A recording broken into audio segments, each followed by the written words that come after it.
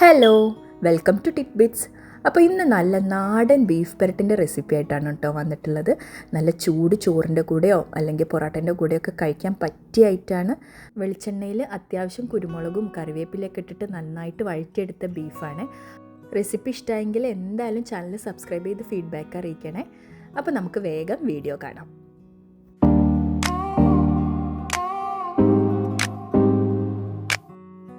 ഇതൊരു 800 ഗ്രാമോളം എല്ലോട് കൂടെയുള്ള ബീഫ് കഷ്ണങ്ങളാണ്. ഇതിവിടെ കിട്ടുന്ന സലാല ബീഫ് എന്ന് പറഞ്ഞൊരു ടൈപ്പ് ബീഫാണ്. നല്ല ടേസ്റ്റാണ് കേട്ടോ. അത്യാവശ്യം നെയ്യൊക്കെ ഉള്ള ബീഫ് തന്നെ എടുക്കാൻ നോക്കുക. എല്ലോട് കൂടെയാണെങ്കിലാണ് കുറച്ചും കൂടെ ടേസ്റ്റ് ഉണ്ടാവുക. ഇതൊന്ന് ചെറിയ പീസാക്കണ്ട, ഒരു അത്യാവശ്യം വലുപ്പമുള്ള പീസായി കട്ട് ചെയ്തിട്ട് നമുക്കതൊന്ന് കുക്കറിൽ ഇട്ട് കൊടുക്കാം. ഇപ്പോൾ ഫ്ലെയിമൊന്നും ഓണാക്കിയിട്ടില്ല. ഇനി ഇതിലേക്ക് ഒരു 15 തൊട്ട് 20 എണ്ണം ചെറിയുള്ളിയാണ് ഇട്ട് കൊടുക്കുന്നത്. ഇത് ചതച്ചിട്ടാണ് ഇട്ട് കൊടുക്കേണ്ടത്. ചെറുതായിട്ട് അരിഞ്ഞിട്ടല്ല, ചതച്ചെന്നെ ഇട്ട് കൊടുക്കാൻ നോക്കുക. അപ്പോഴാണ് കുറച്ചും കൂടെ ടേസ്റ്റ് ഉണ്ടാവുക. ഈ റെസിപ്പിയിൽ അധികം ചെറിയുള്ളിയാണ് കേട്ടോ യൂസ് ചെയ്തിട്ടുള്ളത്. അപ്പോൾ അത് അത്യാവശ്യം നന്നായിട്ട് തന്നെ എടുക്കാൻ നോക്കണേ. പിന്നെ ആഡ് ചെയ്ത് കൊടുക്കുന്നത് ഒരു മുഴുവൻ വെളുത്തുള്ളി, ഇങ്ങനെ ഇതേപോലെ തോലോട് കൂടെ ചതച്ചെടുത്തതാണ് കേട്ടോ. ഇത് ഏകദേശം ഒരു 1/4 കപ്പോളം വെളുത്തുള്ളി വരും കേട്ടോ. അപ്പോൾ അതിൻ്റെ പകുതി ഇഞ്ചിയാണ് എടുക്കേണ്ടത്. വേണമെങ്കിൽ നിങ്ങൾക്ക് ഇഞ്ചി വെളുത്തുള്ളി ഒരുമിച്ച് ചതച്ചിട്ട് ഈ അളവിൽ തന്നെ ഇട്ട് കൊടുക്കുക. അല്ലെങ്കിൽ ജിഞ്ചർ ഗാർലിക് പേസ്റ്റ് ആണെങ്കിലും ഒരു 2 ടേബിൾ സ്പൂൺ ഇട്ട് കൊടുത്താൽ മതി. ഇനി പൊടികൾ ആഡ് ചെയ്യാം. ആദ്യം തന്നെ മല്ലിപ്പൊടി ഒരു 2 ടേബിൾ സ്പൂണാണ് ഇട്ട് കൊടുത്തിട്ടുള്ളത് കേട്ടോ. ഇനി മുളക് പൊടി അതിൻ്റെ പകുതി ആഡ് ചെയ്താൽ മതി. 1 ടേബിൾ സ്പൂൺ ആഡ് ചെയ്ത് കൊടുക്കുന്നുള്ളൂ കേട്ടോ. മുളക് പൊടി നിങ്ങളുടെ എരിവിനനുസരിച്ച് ചേർക്കുക കേട്ടോ. ഇനി 1/4 ടീസ്പൂൺ മഞ്ഞൾപ്പൊടി ആഡ് ചെയ്ത് കൊടുത്തിട്ടുണ്ട്.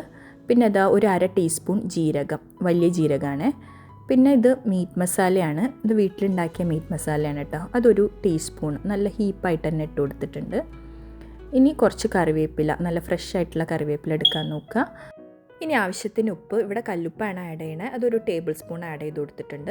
എന്നിട്ട് നന്നായിട്ട് മിക്സ് ചെയ്യുക. ഇത് ശരിക്കും കൈകൊണ്ട് നന്നായിട്ട് കുഴച്ച് മിക്സ് ചെയ്യുന്നതാണ് കേട്ടോ ഏറ്റവും ബെസ്റ്റ്, അതിൻ്റെ ജ്യൂസൊക്കെ നന്നായിട്ട് ഇറങ്ങാൻ വേണ്ടിയിട്ട്. ഇനി ബീഫ് അടി പിടിക്കാതിരിക്കാൻ വേണ്ടി മാത്രം ഞാനൊരു 2-3 ടേബിൾ സ്പൂൺ വെള്ളം ആഡ് ചെയ്ത് കൊടുത്തിട്ടുണ്ട്. നിങ്ങൾക്ക് വേണമെങ്കിൽ അത് സ്കിപ്പ് ചെയ്യാം കേട്ടോ, ആവശ്യമില്ല. അധികം വെള്ളം ആഡ് ചെയ്യരുത്. അപ്പോൾ നമുക്ക് ആ വെള്ളമൊക്കെ വറ്റിച്ചെടുക്കേണ്ടി വരും. ബീഫിൽ നിന്ന് തന്നെ നന്നായിട്ട് വെള്ളം ഇറങ്ങും. അതുകൊണ്ടാണ് ഞാനത് വേണമെങ്കിൽ സ്കിപ്പ് ചെയ്യാമെന്ന് പറഞ്ഞത് കേട്ടോ. ഒന്നുകൂടെ ശരിക്കും നന്നായി മിക്സ് ചെയ്തിട്ട് ഇനി ഇത് നമുക്ക് വേവിക്കാൻ വയ്ക്കാം. നിങ്ങൾ എങ്ങനെയാണോ ബീഫ് വേവിക്കാൻ വെക്കാറ് ആ രീതിയിൽ തന്നെ വേവിക്കാൻ വെക്കുക. ഇവിടെ ഞാനൊരു 7 വിസിലിനാണ് കേട്ടോ വേവിച്ചെടുത്തത്. പ്രഷറൊക്കെ പോയി ഓപ്പൺ ചെയ്തപ്പോൾ ഇതാ ബീഫ് നന്നായിട്ട് വെന്തിട്ടുണ്ടായിരുന്നു. ഇതിൽ തന്നെ അത്യാവശ്യം നല്ലോണം വെള്ളം ഉണ്ടായിരുന്നു കേട്ടോ. ഇത് ഓപ്പൺ ചെയ്തപ്പോഴേ നല്ല സ്മെല്ലായിരുന്നു കേട്ടോ. വീട് മൊത്തം ഈ ബീഫിൻ്റെ സ്മെല്ലായിരുന്നു. ഇനി നമുക്കിതാ ഈ വെള്ളമൊക്കെ ഒന്ന് വറ്റിച്ചെടുക്കണം. എന്നിട്ട് ഈ മസാലയൊക്കെ ഒന്ന് നന്നായിട്ട് ഈ ബീഫിലൊന്ന് പുരണ്ടിരിക്കണം. അപ്പോൾ അതിന് വേണ്ടിയിട്ട് അടികട്ടിയുള്ള ഒരു ഇരുമ്പിൻ്റെ ചട്ടിയാണ് കേട്ടോ എടുത്തിട്ടുള്ളത്. ഇരുമ്പിൻ്റെ പാൻ യൂസ് ചെയ്യുമ്പോൾ ഈ ബീഫിൻ്റെ കറി കുറച്ചും കൂടെ ഒന്ന് ഡാർക്കായിട്ട് കിട്ടും കേട്ടോ. അപ്പോൾ നോൺ സ്റ്റിക്ക് ആണെങ്കിലും യൂസ് ചെയ്യുക. അടിയിൽ പിടിക്കാത്ത ടൈപ്പ് പാത്രങ്ങൾ യൂസ് ചെയ്യാൻ ശ്രദ്ധിക്കുക. ഇതിലേക്ക് ഇനി ഒരു 5-6 ടേബിൾ സ്പൂൺ വെളിച്ചെണ്ണ ഒഴിച്ചു കൊടുത്തിട്ടുണ്ട്. വെളിച്ചെണ്ണ തന്നെ എടുക്കാൻ ശ്രദ്ധിക്കുക കേട്ടോ, ഇതിൻ്റെ തനതായ ടേസ്റ്റ് കിട്ടാൻ വേണ്ടിയിട്ട്. ഇനി ഇതിലേക്ക് ഒരു 1/2 ഇഞ്ച് നീളത്തിലുള്ള പട്ടയും ഒരു 2 ഏലയ്ക്കും 2 ഗ്രാമ്പും കൂടെ ഇട്ട് കൊടുത്തിട്ട് ഒന്ന് ചൂടാക്കി എടുക്കുന്നുണ്ട്. ഇതിലേക്ക് ഇനി ഒരു 1/4 കപ്പ് ചെറിയുള്ളി ചതച്ചതാണ് ഇട്ട് കൊടുക്കുന്നത്. ഒരു 10-12 എണ്ണം വരും കേട്ടോ. അത് ആഡ് ചെയ്തിട്ട് ചെറുതായിട്ട് ഒന്ന് വഴറ്റി കൊടുക്കുകയാണ്.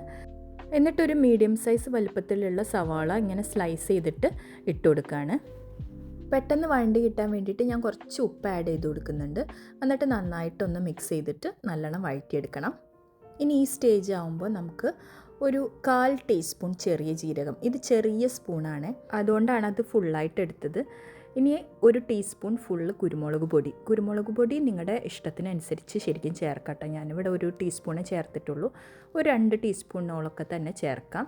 ഇവിടെ നന്നായിട്ട് അത് മിക്സ് ചെയ്യുക. ലോ ഫ്ലെയിമിലിട്ടിട്ട് മിക്സ് ചെയ്യണം കരിയാതിരിക്കാൻ വേണ്ടിയിട്ട്. ഇനി ഒരു തക്കാളിയും കൂടെ ഇട്ടിട്ട് നമുക്കത് അടച്ച് വെച്ച് കുക്ക് ചെയ്തെടുക്കണം.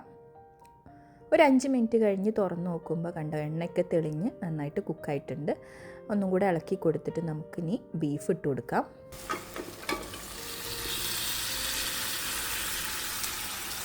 ഇനി ഫ്ലെയിം ഹൈ ആക്കിയിട്ട് നമുക്ക് ഈ വെള്ളമൊക്കെ ഒന്ന് വറ്റിച്ചെടുക്കണം.